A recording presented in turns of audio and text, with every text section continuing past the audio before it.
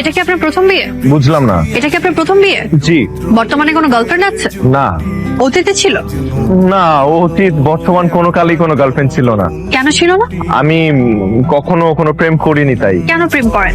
আপনার কি কোনো শারীরিক সমস্যা আছে? আসতে মানুষজন শুনতে পাবে। আপনি কি আমাকে দেখতে এসেছেন নাকি আশেপাশে মানুষজন? জি, আপনাকে দেখতে এসেছি। তাহলে আমাকেই দেখেন। এখন বলেন আপনার কোনো শারীরিক সমস্যা আছে কি না? দেখেন, আমি এটা কখনো যাচাই করে দেখিনি, তবে আমার বিশ্বাস আমার এই ধরনের কোনো সমস্যা নেই। আপনার শরীরে কোনো ট্যাটু আছে? একটাও নেই। আপনি চাইলে আমি আপনাকে। না না না, না, থাক।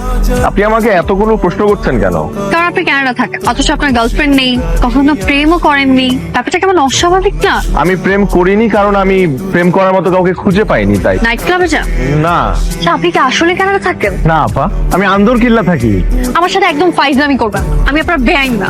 দেখেন, আমি কানাডা সিটিজেন, আমার কাছে পাসপোর্টও আছে। আপনি যদি চান আমি আপনাকে সেটাও দেখাতে পারি।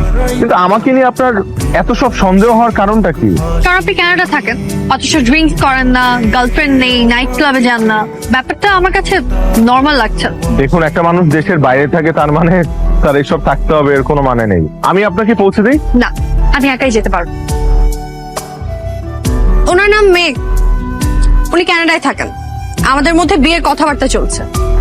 সম্ভবত উনি আমাকে ইমপ্রেস করার জন্য এখানে এসেছেন।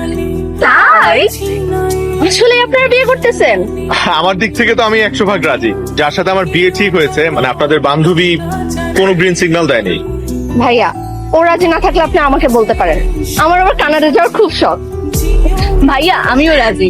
আপনি যে হ্যান্ডসাম। থাম, আপনাকে না বললাম আজ দেখা হবে না? আর আপনি এখানে কিভাবে এলেন?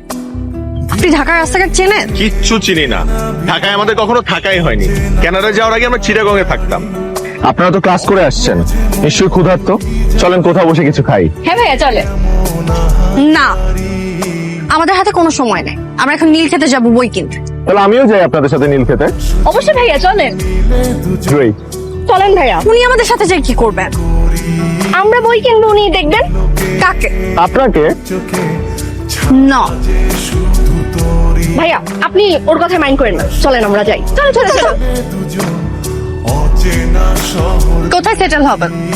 বাংলাদেশ নাকি কানাডা? আপনি যেখানে বলবেন। আমি বাংলাদেশের কোথাও যাব না। আমি রান্না করতে পারি। গুড় মুড়ি চিরা দিয়ে সারা জীবন কাটিয়ে দিব, পেটের জন্য ভালো। আমার সোপ অ্যালার্জি, আমি কাপড় ধুতে পারি। ওয়াশিং মেশিন আছে। আমি কারোর সাথে রুম শেয়ার করতে পারি। ড্রয়িং রুম আছে, সোফা আছে, সোফায় কাটিয়ে দিব ঘুমিয়ে। আমরা প্রায় একই রকম দেখতে। বাইরে বেরোলে মানুষ ভাববে হয় আমরা ভাই বোন, না হলে বোন। তাহলে তো ভালোই হলো, হাজবেন্ডের সাথে এক্সট্রা একটা ফ্রেন্ডও পেলে। আমার অলরেডি অনেক ফ্রেন্ড আছে, নতুন করে কোনো ফ্রেন্ডের দরকার নেই। আচ্ছা, ও এভাবে কথা বলছে কেন? কথা বলার ধরন দেখে মনে হচ্ছে ও আমাকে বিয়ে করতে যাচ্ছে না। হতে পারে ওর কোনো বয়ফ্রেন্ড আছে, যেটা তার বাবা আমাকে বলতে পারছে না, তাই কৌশলে আমাকে অপমান করে বিয়েটা ভেঙে দিতে যাচ্ছে। আমরা এখন শপিং এ যাবো, আপনি বাসায় চলে যান। আমিও যাই আপনাদের সাথে শপিং এ। সমস্যা কি? সমস্যা আছে। আমরা এখন নিউ মার্কেটে যাব। আপনি মেয়েদের শপিং এ গিয়ে কি করবেন? অযথা বিব্রত হবেন। না না ভাইয়া, আপনি আমাদের সাথে চলেন না। ভাইয়াকে আমরা বিব্রত হতেই দিব না।